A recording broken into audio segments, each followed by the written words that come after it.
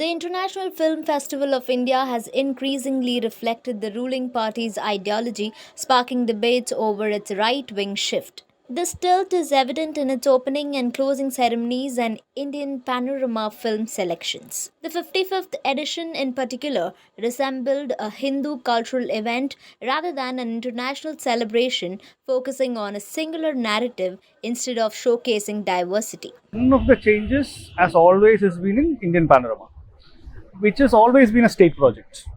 So, depending on the state's shape, Indian Panorama has always had an ideological kind of a shape. So, surely, in the last 10 years, that has been the place where the state has actually intervened and taken some control. Panorama, when I said Panorama is one site, another site is the inaugural. Like, again, this is again something that all states, all governments have always done, but because of the nature of this particular dispensation. Now, the problem of this dispensation, I think, has been for the last 10 years that it really doesn't know what to do with IFFI. On the one hand, it thinks that it's not necessary because it doesn't know why are all these people coming and watching these films, who are these people. It could be anti-nationals by coming here. But on the other hand, there is an international and a global commitment to IFFI, which has been there for the 50 years. So I think they're trying to play this problem by not touching certain things but overplaying certain things and so on. So the jury will be, they'll play with the jury. They will add, ideologically, a film that they support ideologically, the competition one, and the inaugural as some kind of a spectacle.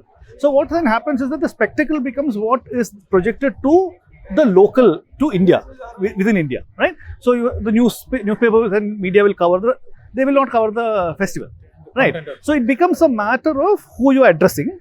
So certain things address the Indian audience for the state, certain things doesn't address the Indian audience in terms of media. And I think that's where the difference is. The ceremony set the tone for controversy. The film Swatantrya Veer Savarkar opened the Indian Panorama section.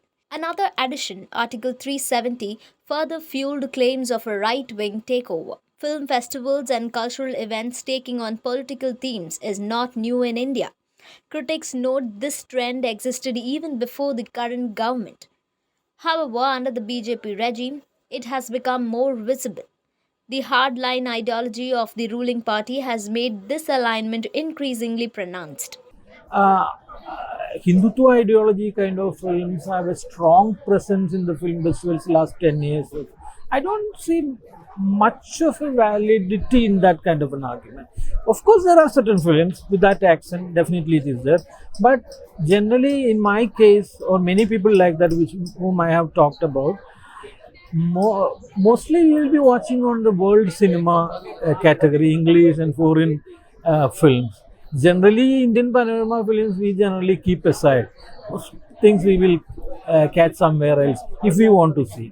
So generally, if we are looking at that angle, I don't see much of a kind of a problem in coming these kinds of. If we don't want those films, we don't want, and we don't watch it. For example, Veer Savarkar, that's the main problem here this year. Veer Savarkar is there, and they are giving much hype about it. I won't be looking that side. That's my decision. Definitely, any period of time, there will be a kind of influence, there will be a kind of intrusion of those ideological films who are ruling in there. This is not the only Hindu problem or Hindutva ideology problem. Critics and film enthusiasts believe that while the selection of world cinema remains relatively unaffected, national content tells a different story.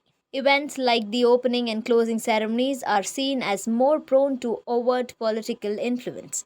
The increasing Bollywoodisation of the festival has also acted as a bridge enabling right wing ideology to find a foothold in the event's narrative.